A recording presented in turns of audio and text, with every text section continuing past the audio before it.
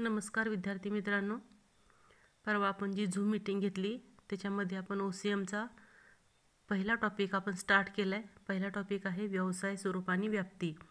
याच्यात आपण आर्थिकेतर कृती म्हणजे काय, आर्थिक कृती म्हणजे काय, त्यानंतर आर्थिक कृतीचे 3 प्रकार पडतात, व्यवसाय, पेशा आणि नोकरी।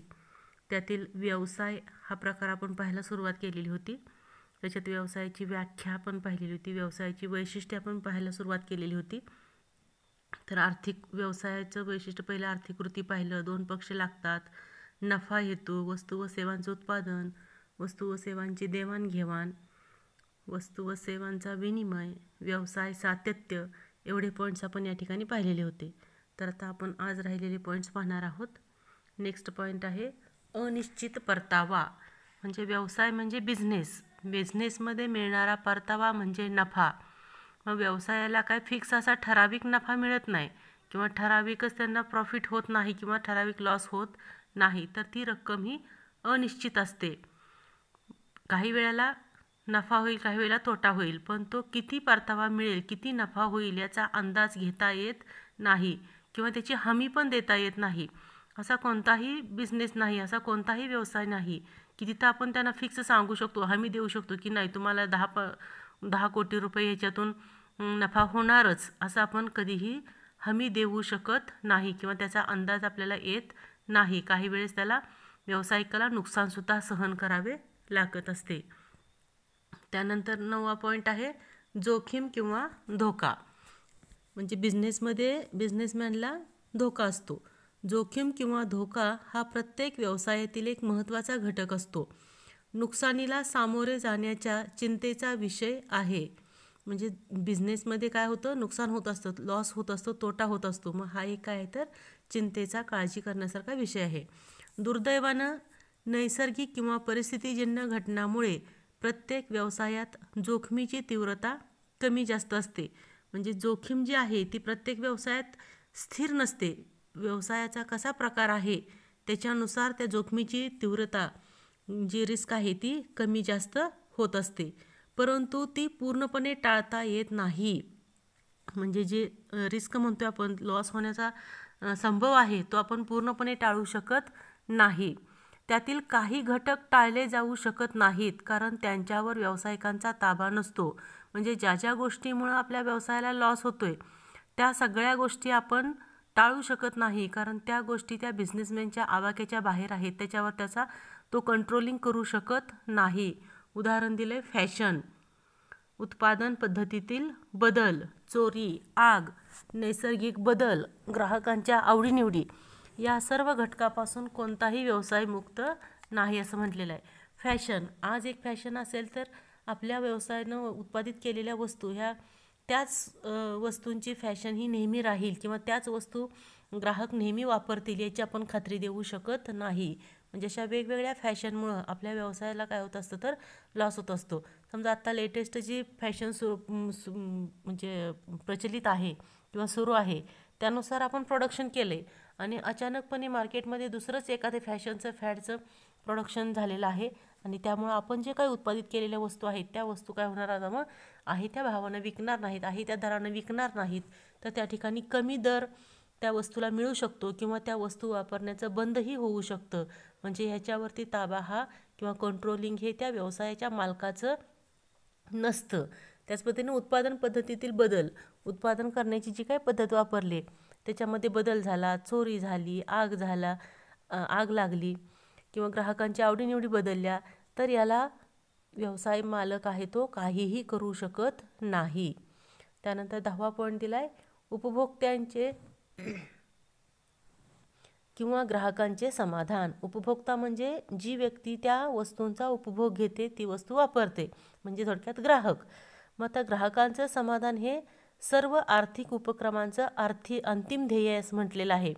म्हणजे प्रत्येकजण नफा मिळवण्याच्या हेतूनच व्यवसाय करतोय, पण त्याला नफा कधी होईल, जर कस्टमर सॅटिस्फॅक्शन असेल, ग्राहक जर समाधानी असेल, तर तो पुन्हा त्या वस्तू खरेदी करण्यासाठी मार्केटमध्ये जाणार आहे। मग असे असंख्य ग्राहक जेव्हा त्या वस्तूचे चाहते बनतात तेव्हा त्या उत्पादकाला किंवा त्या व्यावसायिकाला भरपूर विक्री होऊन त्यातून भरपूर नफा त्या ठिकाणी मिळत असतो। ग्राहकांचं समाधान अंतिम ध्येय याला कोणताही व्यवसाय अपवाद नसतो. मग दर्जेदार वस्तू आणि सेवांचा जर आपण पुरवठा कमीत कमी किमतीमध्ये दिला तर ग्राहकांचं समाधान हे त्या ठिकाणी होतच असतं. म्हणून आधुनिक व्यवसाय पद्धती आहे ती काय करत असते तर क्वालिटीची वस्तू द्यायची किंवा क्वालिटीच्या वस्तू आणि सेवांचा पुरवठा करायचा आणि त्यासाठी कमीत कमी किंमत आकारायची. यातून उपभोक्त्यांचं किंवा ग्राहकांचं जे काही समाधान आहे ते पूर्ण करण्यावर भर दिलेला असतो. आता आर्थिक कृतीमधील एक भाग झाला आपला व्यवसाय. आता आर्थिक कृतीमधील दुसरा पार्ट आपण पाहायचा आहे तो म्हणजे पेशा. पेशा म्हणजे प्रोफेशन. आता प्रोफेशन म्हणजे ज्या व्यक्ती व्यावसायिक असतात म्हणजे प्रोफेशन करत असतात म्हणजे थोडक्यात डॉक्टर असतील किंवा वकील असतील, हे काय कोणती वस्तू तयार करत नाहीत, उत्पादन करत नाहीत, तर ते काय करत असतात त्या ठिकाणी सेवा एक प्रकारे पुरवित असतात. ते त्यांचा काय असतो तर पेशा असतो.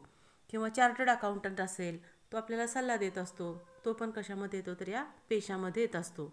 तर काय म्हटलं बघा, पेशा हा आर्थिक कृतीचा असा भाग आहे. कारण पेशा मग हा कशात येतोय आर्थिक कृतीमध्ये. आर्थिक कृतीमध्ये 3 येतात, व्यवसाय, पेशा आणि नोकरी.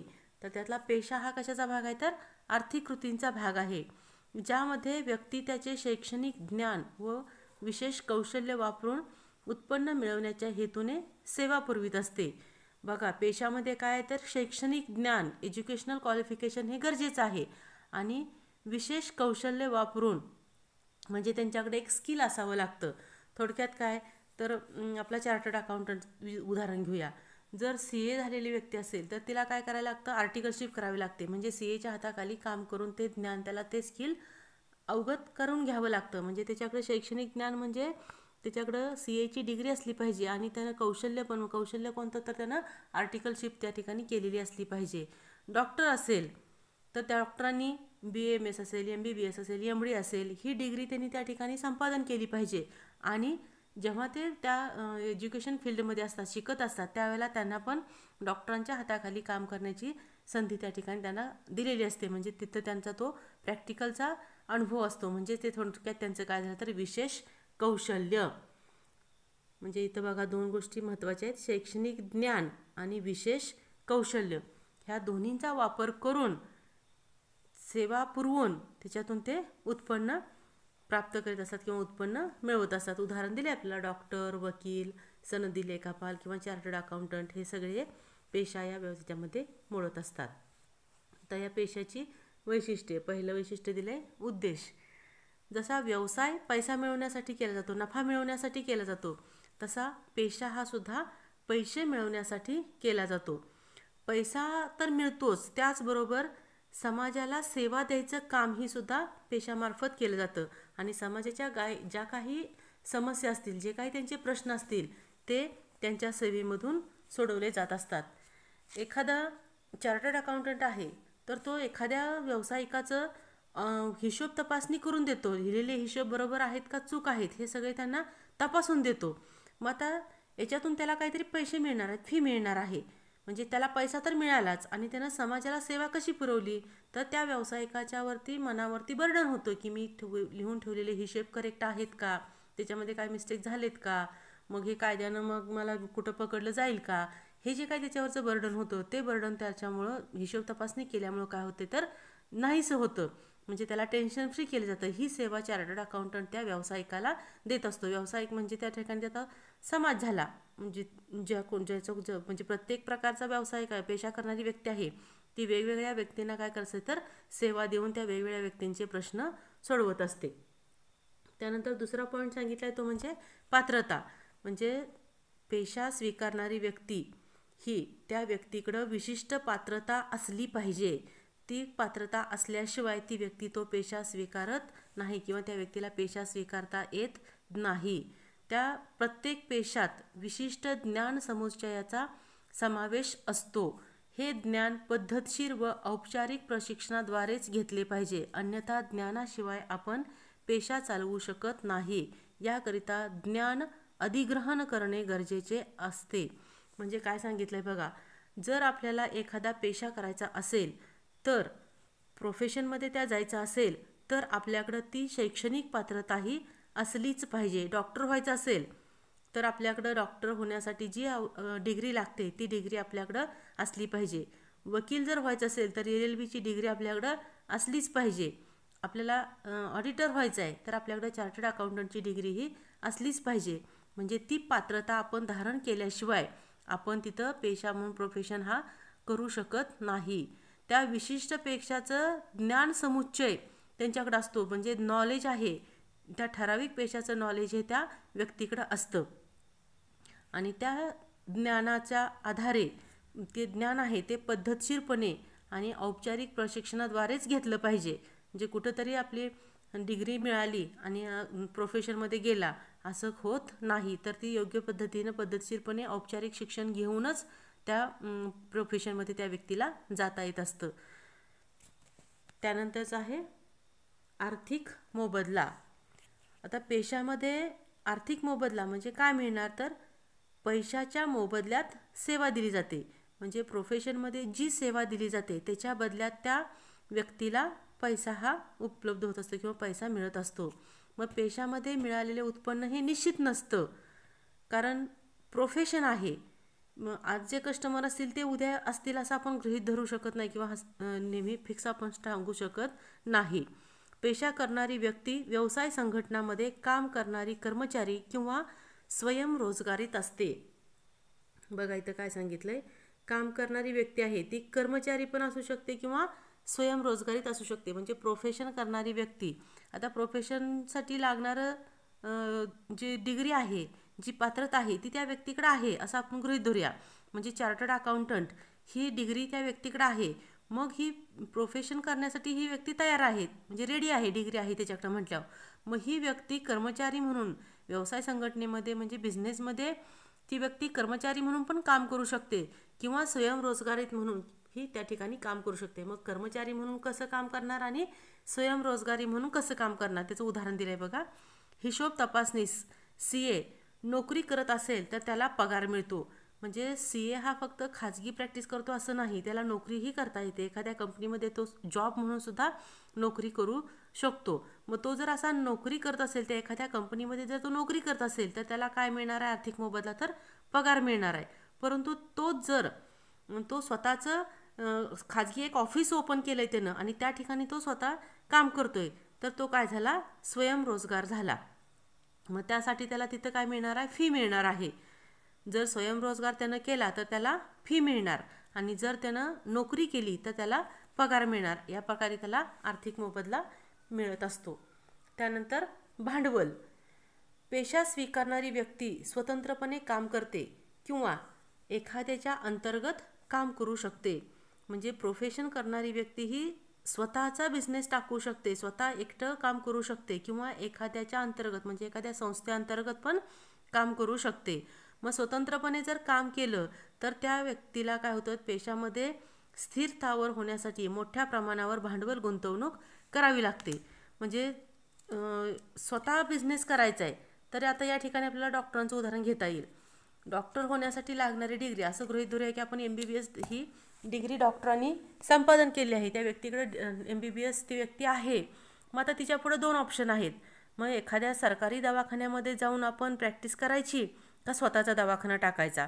तर जर ती व्यक्ती सरकारी दवाखान्यामध्ये जॉईन झाली, जॉबला लागली तर तिला भांडवल गुंतवायची काय प्रश्नच येत नाही. कारण सगळं जे काही बेड्स असतील किंवा बिल्डिंग असेल, जे काही त्यांची सर्जिकल इन्स्ट्रुमेंट असतील हे सगळं कुठं त्या हॉस्पिटलमध्ये ऑलरेडी अवेलेबल असणार आहे. त्यासाठी त्याला वेगळं काहीही पैसे गुंतवावे लागणार नाहीत.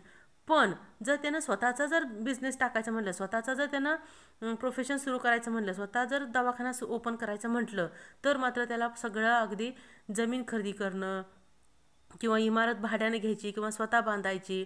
मग सगळे त्यातल्या फर्निचर आलं किंवा त्यांचं जे काही टेबल वगैरे असतील, बेड्स असतील हे तयार करणं आलं, सर्जिकल इन्स्ट्रुमेंट खरेदी करणं आलं, त्यांची औषध असतील ते खरेदी करणं आलं. हा सगळा भाग त्याच्या ठिकाणी त्या व्यक्तीला स्वतः तयार करावा लागतो. म्हणजे त्यासाठी त्याला मोठ्या प्रमाणावरती भांडवल हे गुंतवावं लागतं. कधी जर त्यानं स्वतंत्रपणे प्रोफेशनमध्ये स्थिरस्थावर व्हायचं म्हटलं तर त्याला भांडवल हे मोठ्या प्रमाणावरती गुंतवावं लागत असतं. आणि एखाद्या संस्थेच्या अंतर्गत त्यानं काम केलं तर त्याला भांडवल जास्त गुंतवावं लागत नाही, किंवा नाही गुंतवलं तरीसुद्धा त्या ठिकाणी चालू शकत असतं. त्यानंतर 5वं वैशिष्ट्य आहे ते म्हणजे नोंदणी व सभासद. आता प्रत्येक प्रकारच्या प्रोफेशनची राष्ट्रीय स्तरावर एक स्वतंत्र संघटना असते. मग त्या व्यक्तीनं काय करायचं, त्याच्या पेशाशी, त्याच्या प्रोफेशनशी संबंधित जे काही नियम आहेत ती त्या संघटनेनं त्या नियम ते ठरवलेले असतात, नियम बांधून दिलेले असतात किंवा निश्चित केलेले असतात. मग त्या व्यक्तींना काय करायचं, किंवा ज्या प्रोफेशनमध्ये आहे त्या व्यक्तींनी काय करायचं, त्यांच्या पेशाची नोंदणी आहे ती त्यांची जी संबंधित संघटना असेल तिथं नोंदणी करायची आणि त्यांनी व्यवसाय सुरू करण्याचं प्रमाणपत्र हे घ्यावं लागतं. म्हणजे डॉक्टर असतील तर त्या डॉक्टरांची इंडियन मेडिकल असोसिएशन असणार आहे राष्ट्रीय स्तरावर, तर तिथं त्यांनी जाऊन रजिस्ट्रेशन करावं लागतं आणि मग त्यांना व्यवसाय सुरू करण्याचं प्रमाणपत्र, सर्टिफिकेट दिलं जातं आणि त्याच्यानंतरच ते स्वतःच्या प्रोफेशनमध्ये येऊ शकतात. किंवा वकील जर असतील, LLBची डिग्री आहे तर त्यांचं संघटना कोणती असणार, तर बार काउन्सिल ऑफ इंडिया ही त्यांची राष्ट्रीय स्तरावरची एक संघटना आहे. आणि मग तिथं त्या वकिलांनी जाऊन त्यांच्या स्वतःच्या नावाची नोंदणी करायची, रजिस्ट्रेशन करायचं आणि मग ते स्वतः त्या ठिकाणी सर्टिफिकेट मिळाल्यावर त्यांचं प्रोफेशन हे चालू करू शकतात. पेशा म्हणून काम करणाऱ्यांना संबंधित संघटनेने तयार केलेल्या नियमावलींचे पालन करावे लागते. प्रत्येक पेशा स्वीकारणाऱ्याला संबंधित संघटनेचे सभासदत्व घ्यावे लागते. म्हणजे जी संघटना आहे त्या संघटनेचं काहीतरी स्वतःचं नियम असणार आहेत, त्या नियमाचं पालन हे त्या व्यक्तीला करावं लागणार आहे. कारण एकदा जर डॉक्टरांच्या असोसिएशनचं हे झालं, म्हणजे नोंदणी केली डॉक्टरांनी, तर त्या असोसिएशनचे सगळे नियम त्या व्यक्तीला लागू होतात आणि त्या संघटनेचं सभासदत्व सुद्धा त्यांना घ्यावं लागत असतं. सभासद व्हायचं आणि नोंदणी करायची, किंवा नोंदणी करून त्या ठिकाणी सभासदत्व हे त्यांना स्वीकारावं लागत असतं. त्यानंतर नेक्स्ट पॉईंट आहे ते म्हणजे अहस्तांतरणीय. हस्तांतरणीय म्हणजे एकमेकाला आपण देऊ शकतो, ट्रान्सफर करू शकतो, आणि अहस्तांतरणीय म्हणजे आपण दुसऱ्याला देऊ शकत नाही. उदाहरणार्थ आपल्या जवळचा पेन आपण आपल्या मैत्रिणीला दिला, आपल्या मित्राला दिला, तर काय झाला, तो हस्तांतरणीय झाला. पण तुम्ही तुमचं मार्कलिस्ट आहे 10वीचं तुमच्या नावे आलेलं, ते तुम्ही देऊ शकता का इतरांना? नाही, म्हणजे ते काय झालं, अहस्तांतरणीय झालं. तर इथं काय सांगितलंय बघा, कोणताही पेशा हा पेशा करणाऱ्याच्या इच्छेनुसार दुसऱ्याला हस्तांतरित करता येत नाही. म्हणजे एकदा प्रोफेशनमध्ये आलेली व्यक्ती त्याला वाटतंय, त्याची इच्छा आहे म्हणून दुसऱ्या व्यक्तीला ती प्रोफेशन ट्रान्सफर करू शकत नाही. उदाहरण दिले बघा, वैद्यकीय व्यवसाय करणारे डॉक्टर आपला दवाखाना वैद्यकीय शिक्षण न घेतलेल्या मुलाकडे हस्तांतरित करू शकत नाहीत. म्हणजे इथं काय म्हणायचं आहे, डॉक्टर आहेत, एक डॉक्टर आहेत, त्यांचा दवाखाना आहे आणि दवाखाना व्यवस्थितरित्या चालतोय, त्यामुळे डॉक्टरांना काय वाटतंय की आपल्या मुलांना आपला दवाखाना पुढं आहे असा चालवावा. मग त्यांची इच्छा आहे त्यांच्या मुलांना दवाखाना चालवावा, मग त्या मुलाकडे डॉक्टर होण्यासाठीची पदवी त्याच्याकडे पाहिजे ना. त्यानं MBBS, BMS, MD काहीतरी त्या ठिकाणी, किंवा BHMS कोणती तरी डिग्री त्या डॉक्टरची त्यानं घेतलेली असली पाहिजे. पण समजा त्या मुलाकडे ह्यातली कोणतीही डिग्री नाही, तरी त्या डॉक्टरांची इच्छा असूनसुद्धा ते त्यांच्या मुलाकडं तो प्रोफेशन ट्रान्सफर करू शकत नाहीत. जर त्या मुलाकडं ती डिग्री असेल तर मात्र ते त्यांचा जो काही दवाखाना आहे ते त्यांना ट्रान्सफर करू शकतात. त्यानंतर लास्ट त्याचा पॉईंट दिला आहे तो म्हणजे कामाचे स्वरूप. पेशामध्ये शुल्क किंवा फी आकारून विशेष सेवा दिल्या जातात. स्थापत्यशास्त्रात इमारतीच्या बांधकामाचा नकाशा शुल्क किंवा फी घेऊन तयार करून दिला जातो. म्हणजे इथं काहीतरी फी आकारली जाते. म्हणजे जेव्हा प्रोफेशन चालू आहे तेव्हा ते प्रोफेशनची सेवा जी आहे ती फुकट दिली जात नाही, त्यासाठी काहीतरी शुल्क म्हणजेच काहीतरी फी आकारली जाते. आता बांधकामाचं उदाहरण दिलं आहे, स्थापत्यशास्त्र म्हणजे सिव्हिल इंजिनियर म्हणतो आपण, त्याच्यात काय करतात तर ते इमारतीच्या बांधकामाचा नकाशा काढून देतात. बांधकाम कोणत्या पद्धतीने करायचं, कोणती रूम कुठं असावी ह्याचा ते चार्ट म्हणजे नकाशा काढून देतात आणि त्यासाठी ते काय तर फी घेत असतात.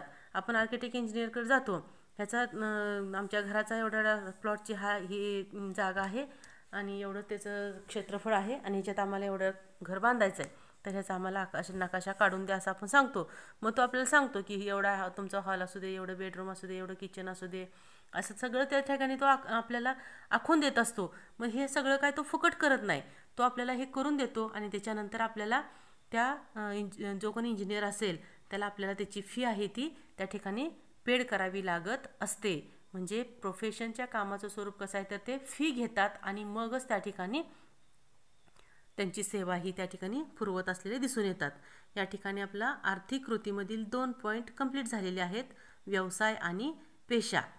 तर ह्यातलं पॉईंट तुम्ही बघा आणि लक्षात ठेवायचा प्रयत्न करा. पुस्तकामध्ये झालेला भाग वाचा.